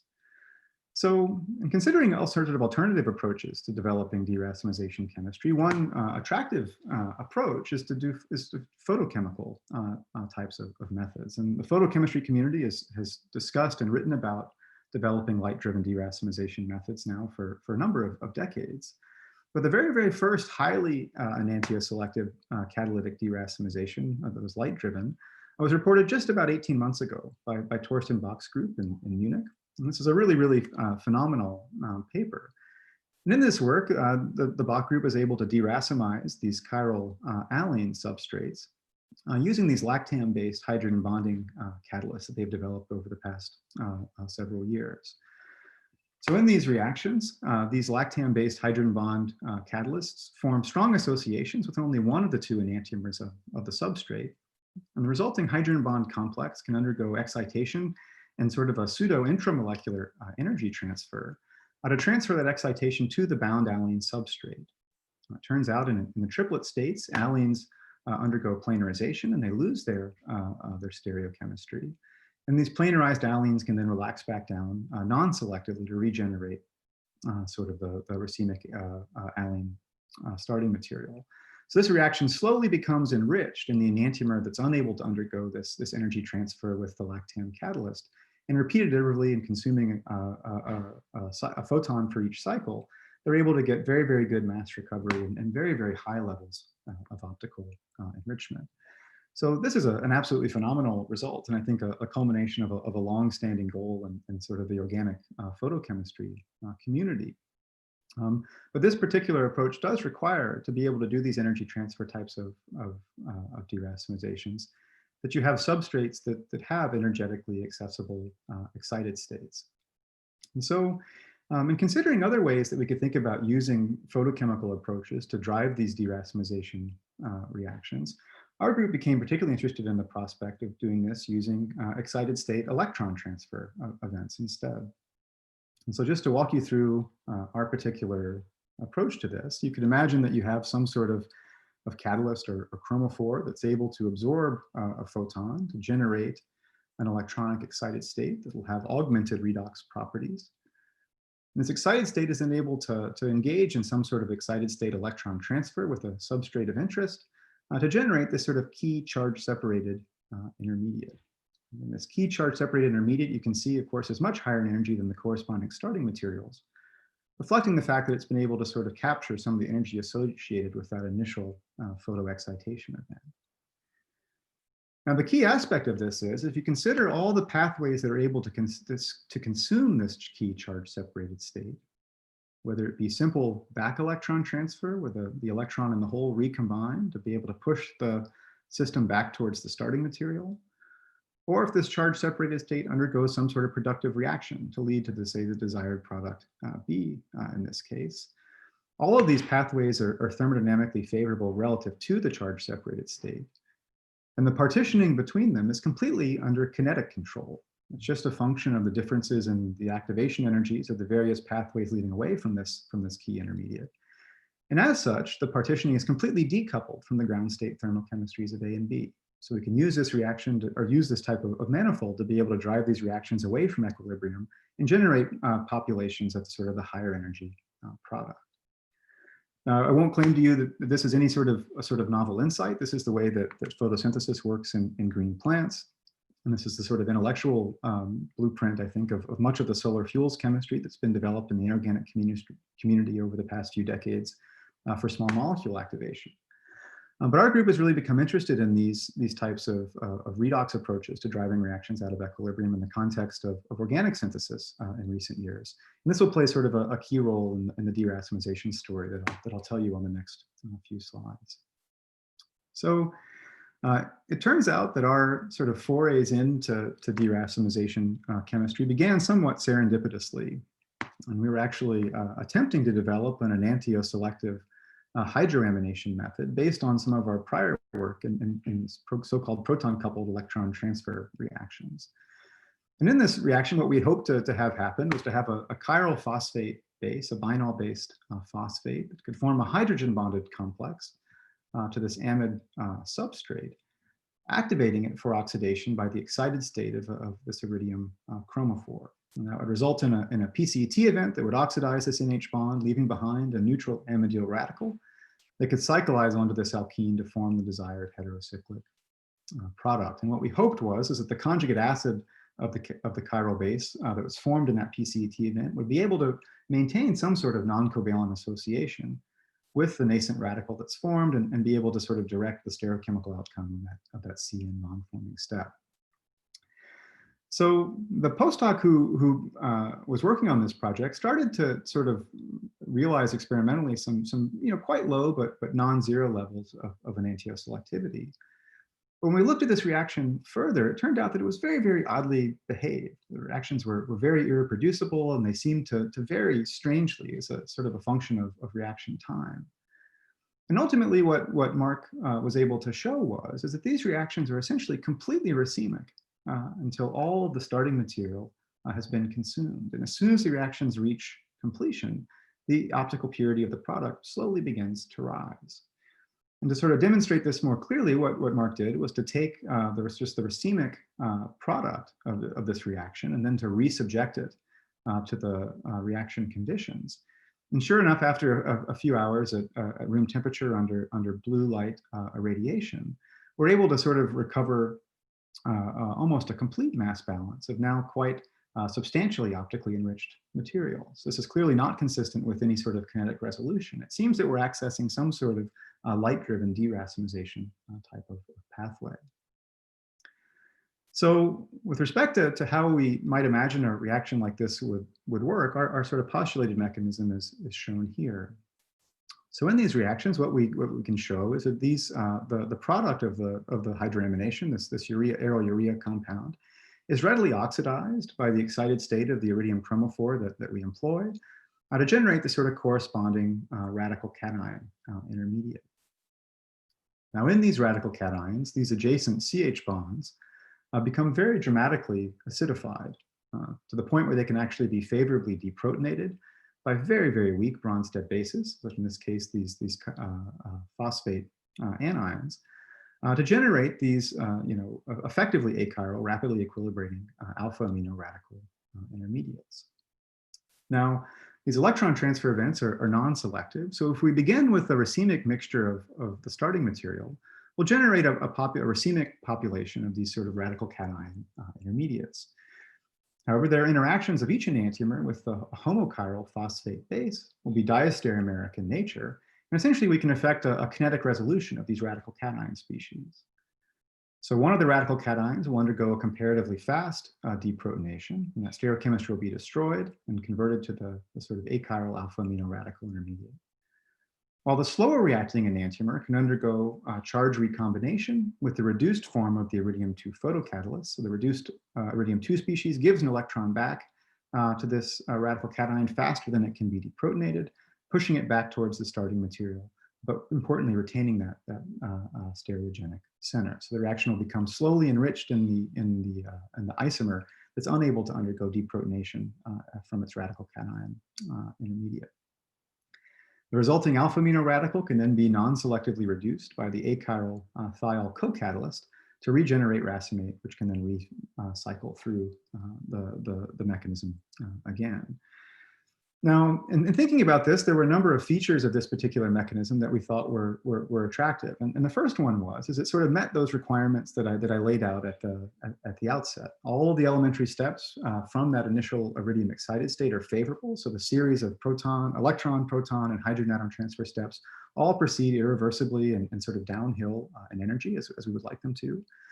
But perhaps more importantly, the mechanisms for the elementary steps that create and destroy the CH bonds are distinct in this case. So we had destroy CH stereochemistry using a proton transfer event and reform it using a hydrogen atom transfer event. And so not only are these two elementary steps mechanistically distinct, but they're actually mediated by two completely independent catalysts. And so we became interested in the prospects. Could we actually render both of these steps enantioselective if we were able to say also identify a chiral thiol that could mediate an enantioselective hydrogen atom transfer event?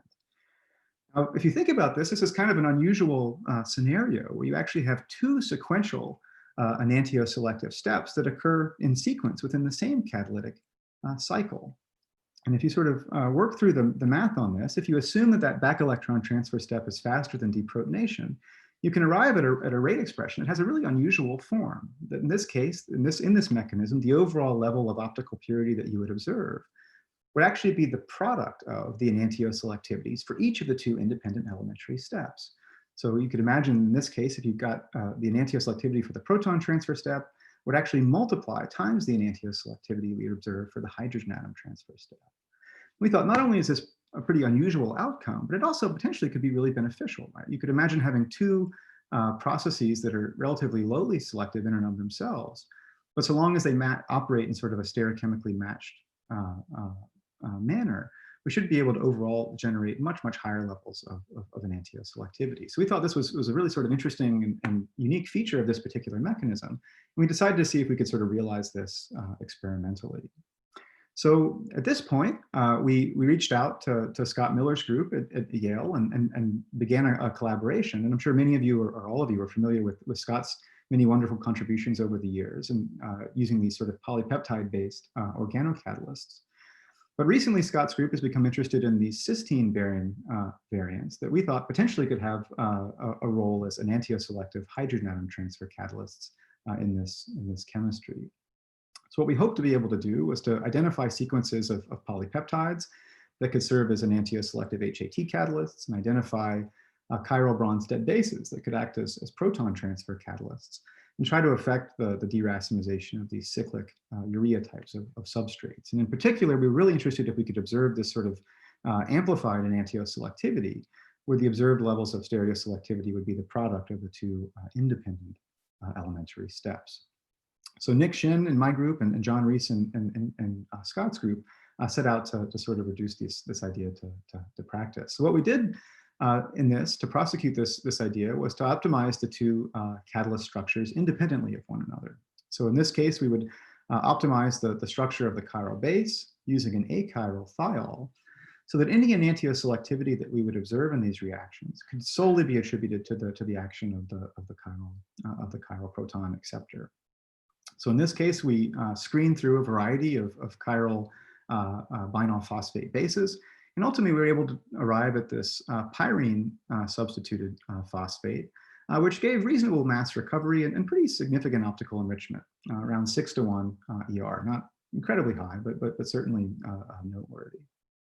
So we're using this as our proton transfer catalyst. We, at the same time, we tried to optimize the structure of the chiral peptide. In this case, we used an achiral phosphate as our proton transfer catalyst. So again, that all of the enantioselectivity that we would observe here could be solely attributed to the action of the chiral HAT reagent. And after screening through a number of sequences, we were able to arrive at this particular sequence bearing this phenylglycine derivative that again gave a reasonably modest stereoselectivity for that enantioselective hydrogen atom transfer step, around 4:1 ER. So really the key sort of question in the project was, if we were to use the sort of stereochemically matched forms of both of these catalysts, could we observe this sort of multiplied level of enantioselectivity. So we have around a 6-to-1 selectivity and a 4-to-1 selectivity. If these two things are able to operate in our mechanism independently in that same catalytic cycle, would overall the selectivity we observe here be around 24-to-1 selectivity. And we were really gratified when we actually were able to run this experiment that sure enough, if we take this, this arylurea derivative that has this pendant amide, we believe this has a hydrogen bonding interaction with the phosphate that helps to drive the proton transfer step. But we irradiate this in room temperature THF, and after a few hours, we can generate essentially a complete mass recovery. 98% of the material is returned. That's now very, very highly optically enriched. In fact, this optical enrichment exactly matches that we predicted based on the model of these two catalysts acting independently in this cycle. Sure enough, if we use the antipode of the chiral thiol, so we use the mismatched form of the hydrogen atom transfer catalyst, now we still get good mass recovery, but now the observed enantioselectivity is essentially racemic, again, sort of suggesting that the stereochemical preferences for creating and destroying the CH bonds in this mismatched form are sort of acting in opposition to each other and leading to diminished stereoselectivity, again, consistent with our model. So with these catalysts in hand, we looked a little bit at some of the substrate scope of this reaction, and I won't belabor this in any sort of a meaningful way, except to say that you can vary various positions around these substrates and still maintain reasonably high levels of mass recovery and optical enrichment. But one thing that I think this did allow us to do was really to sort of address the question, is this sort of amplified levels of stereoselectivity a general feature of this particular transformation, or did we really just get lucky with the model substrate that we initially evaluated? So what we did next, or what Nick did next, was to basically take a subset of the substrates for the method, and then we could actually then evaluate the enantioselectivities for each of the two independent elementary steps alone. So again, we could measure just the enantioselectivity of the proton transfer step using the chiral phosphate and an achiral thiol. You can see those values are reported here and vary over a reasonably wide range of selectivities. We could then do the sort of opposite experiment, where we would use this chiral thiol and an achiral phosphate base and evaluate just the enantioselectivity of the hydrogen atom transfer step. And based on these values, we could predict the observed level of optical enrichment that we would use if we had these sort of two catalysts operating together in the same catalytic cycle. And we were really gratified to see that across the board for all the substrates that we evaluated, the observed experimental levels of enantioselectivity more or less exactly matched those that were predicted, typically within an ER point or two. And the mass balances in all cases were extremely high, typically above 90% yield. So with this in hand, we can sort of start to think about some other neat things you might be able to do with this type of chemistry. One is that thing that we were able to demonstrate is a catalyst-controlled enantiomerization. So we can start with one enantiomer of the substrate, convert it all the way down to racemate, and then bring it out the other side and convert it with very, very high yield and selectivity into its corresponding antipode. Now, one could argue, right, that I think this is a nice sort of little trick, but I think that, doing these types of stereo inversions or stereo permutations with molecules that have a single stereogenic center is interesting, but perhaps maybe not that useful. What we really think is sort of the future in thinking about this type of chemistry and how we hope to be able to sort of push this forward in a perspective way. I think I can show you in the next figure here. And this is hypothetical work. This isn't work that we've yet accomplished, but what we're really hoping to be able to do is to develop distinct pairs of catalysts that are able to selectively address different types of common stereogenic centers. So ideally, we could come up with catalyst sets that would be able to sort of specifically deracemize or epimerize alpha carbonyl stereocenters or alpha oxy, alpha amino, or benzylic.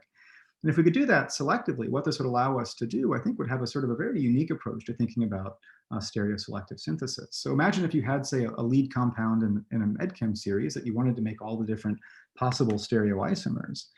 Traditionally, right, we would have to come up with sort of a distinct stereoselective synthesis for all of the different isomers that we'd like to be able to make.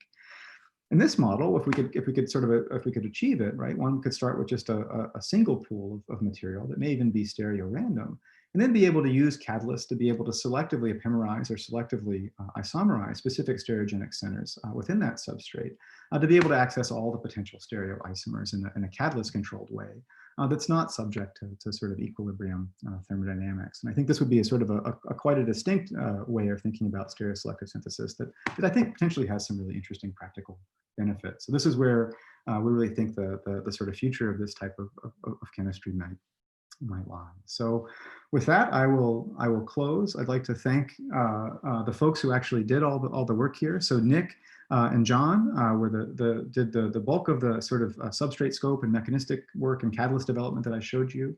Mark was a postdoc who initially observed deracemization behavior in the hydroamination chemistry.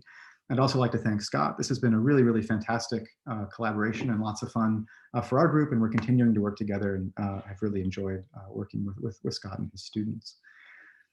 I'd like to thank the rest of my group, and also like to thank all the folks who support our research program, and I'd like to thank all of the audience for sticking around until the end, and I'd be more than happy to answer any questions.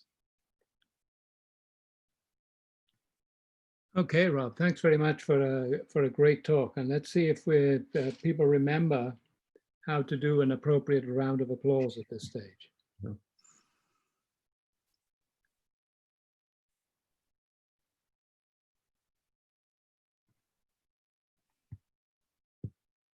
Wow, it's great to see the level of enthusiasm is still high at this time of evening.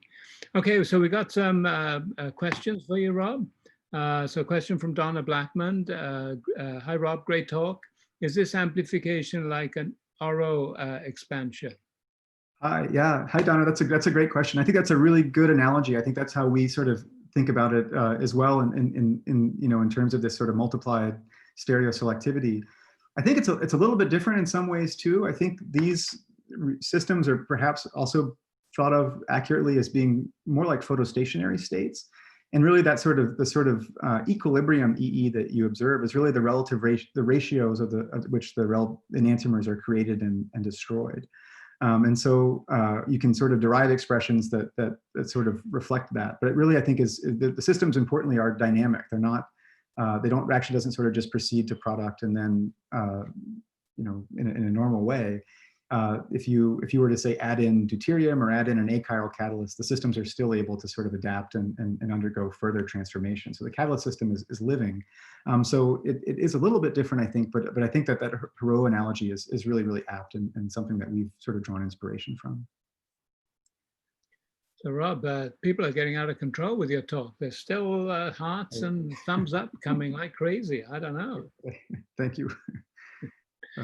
So a question from Olivia Langer. Thank you for this fascinating presentation. Have you considered also under mediator electrochemistry to selectively oxidize or reduce one enantiomer for enrichment similar to what you've seen via photochemistry? Huh, yeah, thanks. That's a really interesting question. We have not looked at that in any sort of detail or thought about that, but I think that's a really interesting approach and definitely worth thinking about. So thanks for that suggestion. It's definitely something to think about going forward. Okay, Joshua Newton just wants to tell you thanks for a great talk. He's probably still putting those thumbs up like crazy as we're still going on. We have a question from Xiaotan Ji. A great talk, Robert. Can you talk more about the entropy effect shown at the beginning? Sure. I think one way to think about this is essentially almost like an entropy of mixing problem, right? So the important distinction, I think, between the two slides that I showed on sort of the thermodynamic and kinetic challenges is that the thermodynamic ones here reflect the sort of free energy of the system. So they're Boltzmann weighted. They sort of take into account these entropic contributions. And so taking a racemic mixture that's formerly a two-state system and converting it solely into a one-state system, it's a single enantiomer, there's essentially a loss of entropy associated with sort of the number of configurations that the system can adopt. And so I think you can think about that in some sense as just the sort of R log 2 Boltzmann type expressions, though I think there is some more sort of subtlety to it. But I think that's how we would sort of approach it. I think it's interesting to sort of think about, what is the driving force for racemization, right? We oftentimes think if we have say, stereochemically labile CH bonds, say alpha carbonyl CH bonds, they'll readily racemize under the action of base. The thermodynamic driving force for going from a single enantiomer to a racemate is essentially, again, this sort of increase in entropy, because enthalpically the enantiomers, of course, by definition, are equal. So that's I think the way that we think about this. But I hope that answers the question. Okay, so now we've got an interesting question from an anonymous attendee. Great talk, Robert. Have you considered to induce multiple stereocenters? Yeah, that's something we'd love to do, and we're also trying to sort of expand the types of functional groups and CH bonds that we can sort of use in this manifold to things that are a little bit more and less contrived in the substrates that we initially developed. So that's something that's definitely sort of we're looking forward to in the future. Okay, and then one final question from Grace Panetti. Awesome chemistry.